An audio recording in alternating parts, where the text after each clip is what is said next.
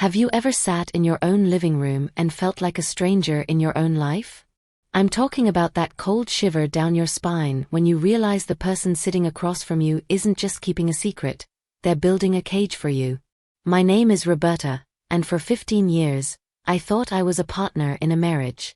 But it only took one Thursday night and a changed Wi-Fi password for me to realize I was actually a prisoner in a digital Cold War. My husband looked at me with a smirk that still haunts my dreams and said 3 little words that were meant to break me: use your data. He thought he was cutting off my connection to the world. He thought he was taking my power. What he didn't know was that I come from a line of women who know how to watch, how to wait, and how to audit a lie until it bleeds. He wanted me to use my data? Well, honey, I did exactly that. I used it to buy a ghost in his machine. I used it to watch every move he made for 3 months. And by the time I was done, I didn't just have the password, I had his entire world in the palm of my hand. Pull up a chair, sugar. This isn't just a story about a cheating husband, it's a masterclass in how to turn a man's pride into his own prison. This is the story of the 3-month audit. Now, pull up a chair, honey, and let me tell you about the night the world went quiet in a way I never expected. You see, a home is built on trust, but in the modern age, that trust is often carried through invisible signals floating in the air. I remember it was a Thursday evening in February.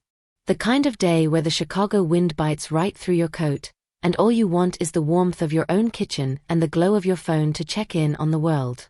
I walked in, dropped my bag on the counter, and reached for that little bit of connection we all take for granted. But when I looked at my screen, the little Wi-Fi arcs were gone. I didn't think much of it at first. I walked over to the router, checked the cables, and tried to reconnect. That's when the box popped up, incorrect password. Nathan was sitting right there on the sofa, bathed in the blue light of his own screen. I said, "Nathan, honey, the Wi-Fi isn't working. Did the router reset?" He didn't even look up at first. He just kept scrolling, his thumb moving with a rhythm that felt cold. Finally, he said, "I changed the password." I stood there, confused. "Oh, okay. What's the new one?" That's when he finally looked at me. And let me tell you, child, I will never forget that look. It wasn't a look of love, or even a look of frustration from a long day. It was a smirk. A sharp, jagged little smile that told me he knew something I didn't. It was the look of a man who had suddenly realized he held a leash and wanted to see if I'd bark. "Use your data," he said. I waited for the laugh. I waited for him to tell me he was just pulling my leg. But the laugh never came. He just went right back to his phone. I asked him again, my voice a little higher this time, and he told me that since he paid the bill, he decided who got to use it. In that one moment, the air in our living room turned into ice. We had been married for years. We shared a bed, a mortgage, and a life.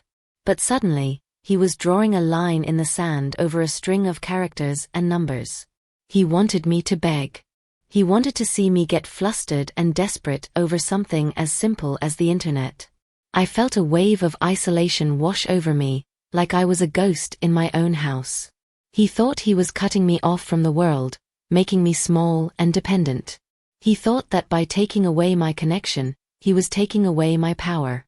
But what Nathan forgot is that I am the daughter of immigrants who built a life out of nothing but patience and observation. He thought he was locking a door, but all he did was make me start looking for the key. I didn't argue. I didn't scream. I just tucked that feeling of disrespect into my pocket, walked to the bedroom, and closed the door. The digital Cold War had begun, and Nathan had no idea that I was already planning my first move. Stay in the present. It drifted back, decades ago, to a small, sun-drenched office in Chicago filled with the smell of old paper and the steady rhythmic clicking of an adding machine. That was the world of my parents, and it was where I learned that the world isn't run by those who shout the loudest, but by those who keep the best records. My father and mother arrived in this country from Nigeria with nothing but their degrees and a stubborn refusal to be overlooked. They built an accounting practice from the ground up. I can still see my father, hunched over a ledger, his glasses sliding down his nose, explaining to me that every number tells a story. "Roberta," he would say, "people lie, emotions fluctuate, but the numbers? The numbers are honest. If you can track the flow of a thing, you can understand the heart of it." My mother was the one who taught me about the art of the long game. She was a woman of immense grace and even greater silence. She used to tell me that being underestimated is the greatest advantage a woman can have. She'd sit me down while she worked and say, "Knowledge is a quiet power, daughter. The person who controls the information is the one who truly holds the keys to the kingdom. You don't need to show your hand to win the game, you just need to make sure you're the one dealing the cards." They didn't just teach me how to balance a checkbook, they taught me how to observe. They taught me that precision is a weapon and that patience is the whetstone that sharpens it. While other children were playing tag, I was learning how to spot a discrepancy in a column of figures from a mile away. I learned that if you wait long enough and watch closely enough, people will always reveal exactly who they are through their patterns. So, as I sat on the edge of that bed, hearing Nathan's muffled laughter at some video in the other room, I realized he had made a fatal mistake. He saw me as just his wife, someone he could diminish with a petty power play over a Wi-Fi password. He didn't see the daughter of the accountants. He didn't see the woman who had been raised to find the truth hidden beneath the surface. Nathan thought he was locking me out of his world, but he forgot that I grew up learning how to audit a life. He wanted me to use my data? Well, that's exactly what I was going to do. Only, I wasn't going to use it to scroll through social media or watch mindless clips. I was going to use every bit of my heritage, every ounce of that inherited Nigerian discipline, to build a ledger of his life that he would never be able to balance. I wasn't just hurt anymore, honey, I was focused. And a focused woman with a legacy of precision behind her is a very dangerous thing indeed. The next morning, I didn't wake up with a heavy heart, I woke up with a mission. I dressed for work just like any other day, kissed Nathan on his cheek, though it felt like kissing a cold stone, and headed out. But when lunch hour rolled around, I didn't head to the deli around the corner. I drove straight to the bright blue and yellow lights of Best Buy. Walking down those aisles felt like entering an armory. I wasn't looking for a new toaster or a fancy television. I was looking for a very specific kind of tool. I found a young man in a blue shirt who looked like he spent more time talking to computers than people, and I put on my best clueless anti-face. It's a wonderful thing, honey, how men will tell you everything they know if they think you don't know a lick about it. I told him I was worried about my nephews visiting and what they might be seeing on the internet. I told him I needed something that could sit quietly in the corner and keep a record of every site visited and every app opened. He smiled, thinking he was being so helpful, and pointed me toward a high-end router with comprehensive logging capabilities. He explained how it had its own app that would send all the data right to my phone, even if I was miles away. "It shows you everything," he said. "Websites, timestamps, even notification previews." I paid in cash. My father's voice was whispering in my ear, "Never leave a trail where you don't want footsteps found." I tucked that box deep into my trunk, hidden under a spare blanket, and went back to work with a secret humming in my chest. The opportunity came that very night. Nathan announced he was headed to his weekly poker game. In the past, I would have told him to have a good time and maybe asked if he wanted me to leave a light on. This time, I just nodded and watched him walk out the door, smelling a little too much like expensive cologne for a basement card game. The moment his taillights disappeared around the corner, I moved. I went to the closet where the modem lived. It was a dusty little tangle of wires, the heartbeat of our house. I was careful, oh so careful. I took the cable that ran from the internet company's modem to Nathan's precious router, and I slipped my new device right in the middle. I configured it to be a bridge, a silent observer. To Nathan, his Wi-Fi would look exactly the same. His password would still work. He would still feel like the king of his little digital castle. But now, every single byte of data, every message, every search, and every secret he sent out into the world had to pass through my hands first. I sat on the floor of that closet for a long time after the lights on the new router turned a steady, mocking green. I pulled out my phone, opened the app, and used my own cellular data, just like he told me to sync the devices. Suddenly, the screen flickered to life. I saw his phone connect. I saw the first few packets of data start to flow like a dark river. I wasn't just a wife sitting at home anymore. I was the auditor-in-chief, and for the first time in months, I felt like I could finally breathe. The trap was set, the ink was wet on the ledger, and all I had to do now was watch the story write itself. The first few days were quiet. I spent them staring at my phone screen, watching the digital fingerprints of our life scroll by. At first, it was just the mundane stuff: news sites, sports scores, the weather. I almost wanted to be wrong. I almost prayed that my parents' lessons in suspicion were for nothing. But on the third night, while Nathan was in the den with a beer, the ledger began to bleed. The logs didn't just show websites, they showed the heartbeat of a secret life. First, it was a ping from Tinder. Then a notification from Bumble. And then Hinge. 3 different apps, honey. My husband wasn't just dipping a toe into the water, he was drowning in it. I sat there in the kitchen, the glow of my phone illuminating the cracks in my heart, watching the data packets confirm what I had only feared in my gut. But the real blow came on the 8th day. That's when the notification previews started showing up in the logs. You see, these apps send a little snippet of text to the phone, and my silent observer caught them all. "Can't wait to see you tonight," one said. Another read, "My wife doesn't suspect a thing. You're so much more exciting than her." Reading those words felt like being slapped in the face by a ghost. So much more exciting. I thought about the 15 years I'd given him. The meals I'd cooked, the sacrifices I'd made for his career, the way I'd held his hand when his mother passed away. To him, all of that history was just a dull backdrop compared to the thrill of a stranger on a screen. The hardest part, though, wasn't the discovery, it was the dinner table. An hour after I read those messages, I had to sit across from him and eat chicken piccata like everything was fine. I watched him across the rim of my wine glass. He was sitting there, smirking again, probably thinking about the message he'd just sent or the one he was waiting to receive. He looked so smug, so entirely convinced of his own brilliance. He really thought he had me boxed in. He thought that by cutting off my Wi-Fi, he'd blinded me. Every time he'd say, "Pass the salt, Roberta," or "How was your day?" I felt a scream building up in my throat. I wanted to throw the plate at him. I wanted to show him the screenshots and watch that smirk slide right off his face. But I could hear my mother's voice, calm and steady, "Patience is the whetstone, Roberta."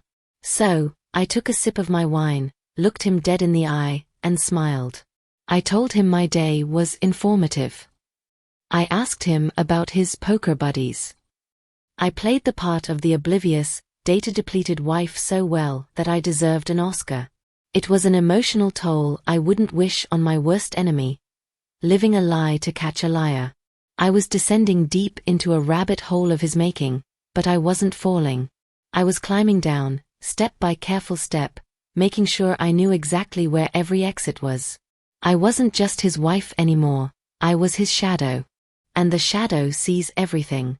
As the weeks stretched into the 2nd month, the rabbit hole went deeper than I ever imagined. You see, honey, once you pull on a loose thread, the whole sweater starts to come apart, and Nathan's life was unraveling in high definition right on my screen. I stopped looking for if he was cheating and started documenting the how and the where. It was the poker games that really told the tale. Every Thursday, like clockwork, Nathan would grab his keys and head out, looking for all the world like a man going to spend a few hours with the boys. But my silent little observer told a different story.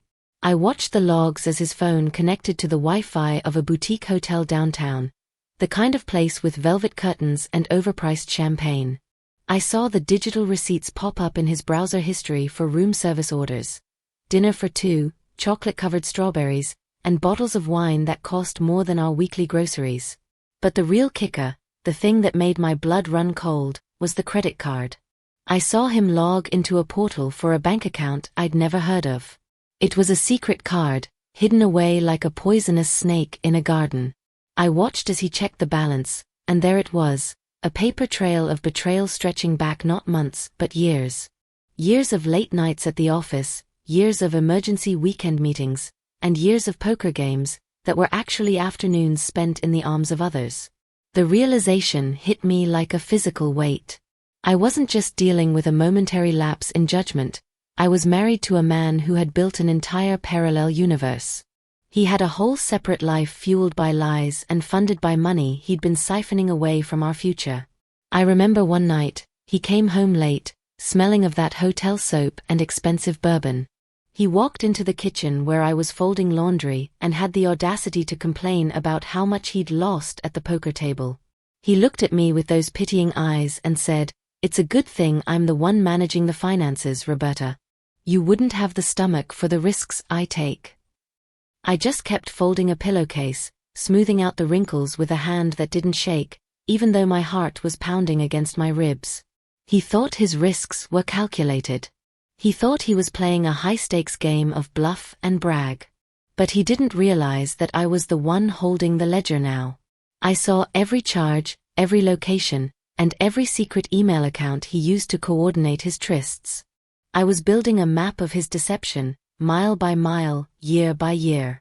The pain was there, oh it was there, but it was being replaced by a cold, hard clarity. My father always said that a discrepancy in the books is a gift, because it tells you exactly where to look for the thief. Nathan wasn't just a husband who had wandered, he was a thief who had stolen years of my life. And as I watched the data flow, I realized I wasn't just preparing for a divorce. I was preparing for an audit that would leave him with absolutely nothing to hide behind. The secret life of Nathan was about to become public record, and I was going to be the one to read the charges. By the time the third month rolled around, my phone wasn't just a communication device anymore, it was a digital vault, heavy with the weight of 1,000 betrayals. It was time to stop being a witness and start being a plaintiff. I called up my cousin, who'd been through a messy split of her own, and she gave me a name, Melissa Okonkwo. Walking into Melissa's office felt like stepping into a sanctuary. She was a woman who radiated the kind of calm that only comes from knowing exactly how to win. I sat down in her leather chair, pulled out my tablet, and started swiping through the logs. I showed her the dating apps, the hotel pings, and the secret bank account. But then, I showed her the real poison, the messages Nathan had been sending to his brother. "I'm going to move the money into the offshore account by Friday," he'd written. "She's so clueless, she'll be lucky if she walks away with the old station wagon. By the time I file, there won't be a cent left for her to touch." Melissa leaned back, a slow, dangerous smile spreading across her face. "Roberta," she whispered, "this isn't just a divorce case. This is a slaughter." We spent the next 4 hours huddled over those records. She explained that in the eyes of the law, what I had wasn't just gossip, it was proof of wasteful dissipation of marital assets and intent to defraud. Every time Nathan used our shared money to buy a trinket for a mistress or moved a decimal point in a secret ledger, he was digging a hole he could never climb out of. "Is the way I got this going to be a problem?" I asked, my voice finally wavering a bit. "The router. The monitoring." Melissa reached over and patted my hand. Her touch was as steady as a surgeon's. "Honey, you own that house. You own that router. There is no expectation of privacy for a man who uses a shared family network to plot a crime against his wife. You didn't hack him, you just listened to the noise he was making in your own home." We began to map out the strategy. We weren't just going to file for divorce. We were going to freeze every account he had before he could blink. We were going to subpoena the hotels, the bank, and even his brother. Melissa looked at me and said, "He wanted to leave you with nothing, Roberta. But because you had the patience to watch and the wisdom to document, he's the one who's going to learn what nothing really feels like." Leaving her office that day, the sun felt a little brighter on my face. The paper trail was complete. The trap was boxed in on all sides. Nathan thought he was playing checkers, moving his little pieces around and smirking at his own cleverness. He had no idea I'd been playing chess with a grandmaster, and we were only one move away from checkmate.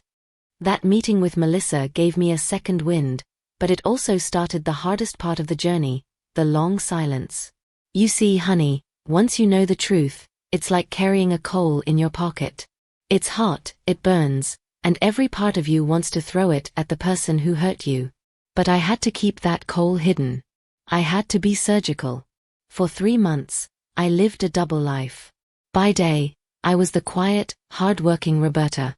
By evening, I was the obedient wife Nathan thought he had broken. I'd sit in the armchair across from him, my phone in my hand, and I'd purposefully let him see me checking my data usage. I'd sigh and say, "Oh, I'm almost at my limit for the month, Nathan. I really wish I could watch that cooking video." And he would just smirk, that same petty, ugly smirk, and say, "Well, maybe you should have thought of that before you took my internet for granted." He felt so powerful, child. He felt like he had me right where he wanted me. He didn't realize that while I was complaining about my data, I was actually looking at the logs of his latest conversation with a woman named Candy, with an I, about their upcoming weekend in the city. I was capturing every timestamp, every login, and every disgusting little pet name he used. I was building a dossier so thick it could have served as a doorstop. But oh, the tension was like a wire stretched to the breaking point. There was one night, I'll never forget it, when the router started acting up. The lights were flashing red, and Nathan actually stood up and said, "That's weird, the connection is dropping. Let me check the box." My heart stopped. My blood turned to pure adrenaline. If he opened that closet and saw the extra wires, the extra box, the whole thing would go up in flames. I stood up, my mind racing through every accounting trick I knew. I spilled my glass of red wine right onto the white rug. "It was a mess, honey." I cried out, "Oh no, Nathan. The rug. Help me." He huffed, annoyed as ever, and turned away from the closet to grab the paper towels. He spent the next 20 minutes grumbling and scrubbing, while I quietly reached into the closet and reset the power strip. By the time he was done, the lights were green, the secret was safe, and he was too busy being mad at my clumsiness to wonder why the internet had flickered. That was the cost of the surgery. I had to swallow my pride, play the fool, and let him believe he was the smartest man in the room. I watched him lie to my face about where he was going. I watched him tuck his phone away when I entered the room. I watched him plan a future that didn't include me, and I did it all with a smile and a warm dinner on the table. It wasn't revenge yet, honey. It was preparation. I was a ghost in my own marriage, gathering the bricks to build a wall he'd never be able to climb over. I was tired, I was lonely, and I was heartbroken, but I was also ready. 3 months of silence is a long time to hold your breath, but let me tell you, when you finally let it out, it sounds a lot like justice. The morning of the strike was as clear and cold as a bell. I woke up before the sun, but I didn't feel tired. I felt light. I dressed in my best suit, the navy one my mother always said made me look like a woman who could run a bank. I packed a small suitcase and tucked it into the hallway closet, then I walked into the kitchen and put on a pot of coffee. Nathan came shuffling in a few minutes later, yawning and scratching his head, looking every bit the man who thought he was the master of his domain. He sat down at the table, pulled out his phone, checking his messages, no doubt, and took a long sip of his coffee. He didn't even say good morning. There was a knock at the door. Sharp. Professional. "Who's that at this hour?" Nathan grumbled, setting his mug down. "Go see, honey," I said, my voice as smooth as silk. "It might be important." I stood in the kitchen doorway as he opened the front door. I watched the process server hand him the thick, white envelope. I watched Nathan's brow furrow as he read the name on the front, and then I watched the color drain from his face as he pulled out the first page. "What the hell is this?" he stammered, turning around to look at me. "Roberta? Divorce papers? On what grounds?" I stepped into the light of the kitchen, my car keys already in my hand. "On the grounds of Tinder, Bumble, and Hinge, Nathan." On the grounds of the Ashley Madison account you opened last year. On the grounds of the room service at the Drake Hotel and the secret credit card you've been using to pay for it all. He looked like he'd been struck by lightning. How could you possibly know all that? You've been spying on me? That's illegal. You don't even have the Wi-Fi password. I let out a soft, low laugh, the kind of laugh that comes from deep in the soul when a long burden is finally lifted. I walked right up to him, close enough to see the beads of sweat forming on his lip. You remember that night in February, Nathan? The night you changed the password and told me to use my data. He stared at me, his mouth hanging open. Well, I said, so I did. I used my data to order a secondary bridge router. I used my data to monitor every single packet of information that flowed through your precious network for 3 solid months. I didn't need your password, honey. I owned the air your secrets were traveling on. The smirk was gone now. In its place was a look of pure, unadulterated terror. He tried to speak, tried to find a lie big enough to cover the hole I'd just blown in his life, but there were no words left. I know about the money you moved to your brother's account, I continued, my voice steady and cold. I know about the exit strategy you were planning for me. But you see, Nathan, while you were playing with passwords, I was auditing your soul. And the books don't balance in your favor. I didn't wait for a response. I didn't need one. I picked up my bag, walked past him, and headed for the door. As I reached the handle, I paused and looked back one last time. Enjoy the house, Nathan. For now. My lawyer, Melissa, will be calling you by noon. Oh, and by the way, you might want to change that password again. Not that it'll do you any good now. I walked out into the crisp morning air, and for the first time in 15 years, I felt like I was finally walking toward home. The hallways of the Cook County Courthouse are tall, gray, and cold, honey, the kind of place where secrets go to die and the truth is stripped bare under fluorescent lights. I sat next to Melissa, my back straight, watching as Nathan walked in with a man who looked like he'd been carved out of a block of ice. That was Harrison Webb, a lawyer people called the Shark. He had a reputation for shredding women like me, but he had no idea he was walking into a room where the locks had already been changed. The air in that courtroom was thick with tension as Webb stood up, his voice booming. He started shouting about illegal surveillance and invasion of privacy. He tried to paint me as a high-tech harpy who had bugged her own husband. He called my little router a weapon of digital espionage, and insisted that every bit of evidence we had should be thrown into the trash.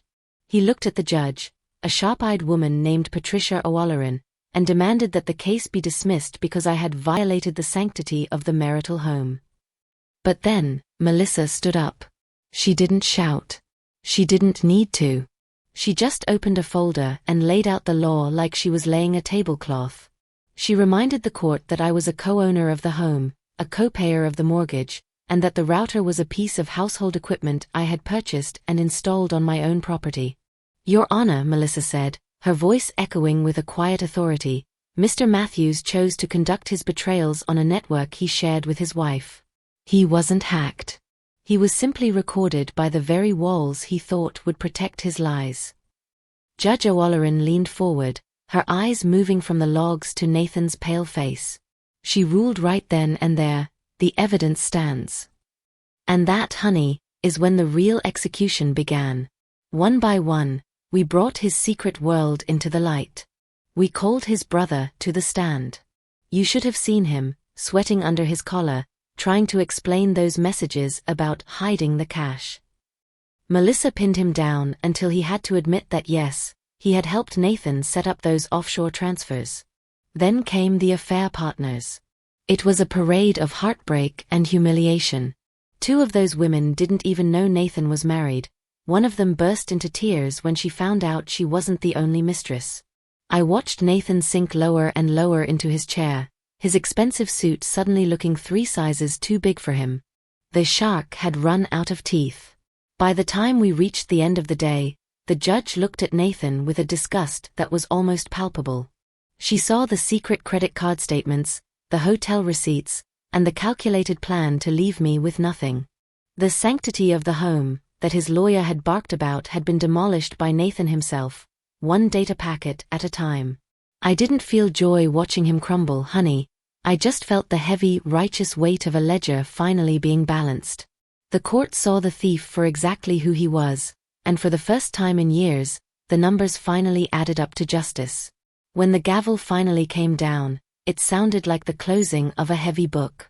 The judge didn't just grant the divorce, she dismantled Nathan's plan piece by piece. Because I had documented his intent to defraud me, I was awarded the house, 60% of our retirement accounts, and alimony that would give me the cushion I needed to start over. Nathan had to sell his precious sports car just to pay his brother back for the legal fees. He walked out of that courtroom with his head down, but I walked out with my head held high, carrying my parents' legacy in my heart. A year has passed since that day, and oh honey, you wouldn't believe how much life can change when you stop living in someone else's shadow. I took that settlement money and went back to school. I didn't want to just be a victim of the digital age, I wanted to be a master of it. Today, I run my own cybersecurity consulting firm. I spend my days helping people, mostly women who feel that same cold chill I felt, learn how to protect their data, their privacy, and their dignity.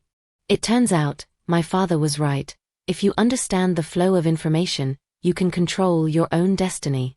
And as for Nathan, well, word travels fast in Chicago. He ended up marrying one of those women from the logs, the one who thought she'd won a prize. But wouldn't you know it? Leopards don't change their spots, they just find new trees to hide behind. I heard through the grapevine that she filed for divorce just 3 months into the marriage. It seems Nathan tried to change the Wi-Fi password on her, too. Some men never learn that a cage only works if the person inside doesn't know how to pick the lock. I don't hold on to the anger anymore. That's a fire that only burns the one holding it. Instead, I hold on to the lesson. I look at my new apartment, filled with sunlight and my own secure, high-speed Wi-Fi, and I smile. I am no longer the woman who begged for a password, I am the woman who wrote her own code. So, to all my dear ones listening out there, if someone tries to make you feel small, if they try to cut you off from the world to keep you under their thumb, remember my story. Don't just get mad, get informed. Knowledge isn't just power, sugar, it's your way out. You have the strength, the patience, and the mind to turn any power play into your own advantage. Thank you for sitting with me today at American Granny Stories. If this story lit a little spark in your soul, go ahead and share it with a friend who might be sitting in the dark right now. Drop a comment and tell me where you're listening from. I love knowing how far our voices can reach. Keep watching, keep waiting, and always, always keep your eyes on the ledger. Until next time, stay wise and stay strong. And that, my dear ones, is how you balance a ledger when the world tries to put you in the red. You see, a password is just a string of letters, but the truth? The truth is a foundation that no one can shake. If you're sitting there today feeling like you're being underestimated, I want you to take a deep breath and remember, your silence isn't weakness. It's your workshop. Now, if Roberta's journey stirred something in your heart today, I want to hear from you. Drop a comment below and tell me, have you ever had to play the long game to get the justice you deserved? Or maybe just tell me where in this big beautiful world you're listening from. I read every single one of your messages, and they warm my heart like a fresh cup of tea. Before you go, make sure to hit that subscribe button and ring the little bell. We have so many more stories to tell here at American Granny Stories. Stories of resilience, of wisdom, and of the quiet power that women carry every single day. Don't let anyone dim your light, and never, ever forget, knowledge is the only power they can't take away from you. Stay safe, stay smart, and I'll see you in the next story. God bless.